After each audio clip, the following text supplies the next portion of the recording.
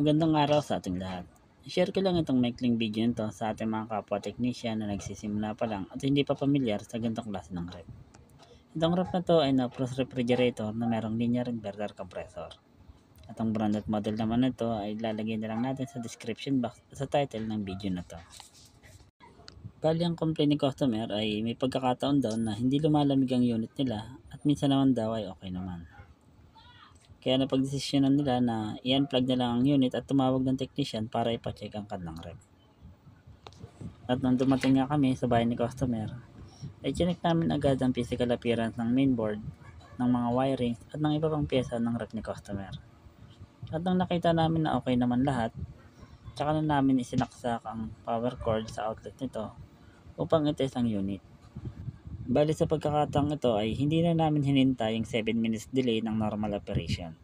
At pinundutan namin ang test mode button upang i-bypass ang 7 minutes delay at makita natin agad kung meron siyang ilalabas na error.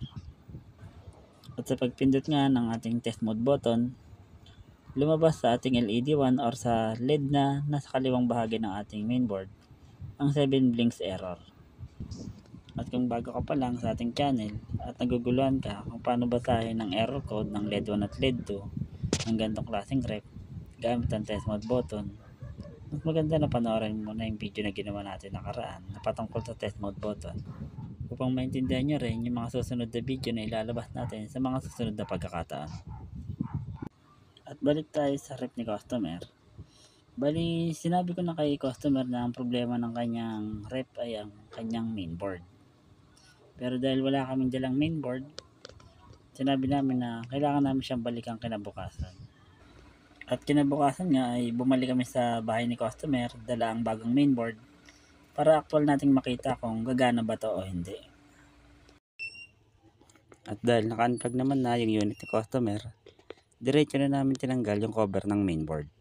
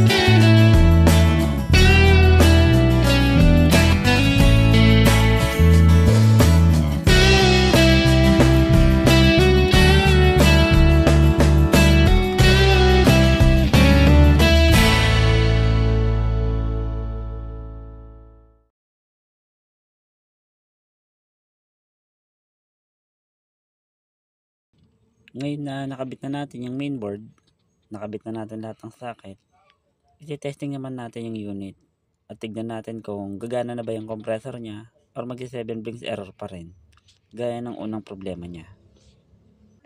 Bali hindi ko na pala pinindot yung test mode button at hinintay ko na lang yung 7 minutes delay niya, pero hindi ko na pinakita sa video para hindi na masyadong mahaba yung video natin. At kung mapapansin nyo sa ating clock meter, gumagana na yung ating compressor at wala na rin siyang 7 brings error. Bali mag-aantay pa rin naman ako ng at least 30 minutes bago ko iwanan yung unit at bago ko masabi na good na talaga to.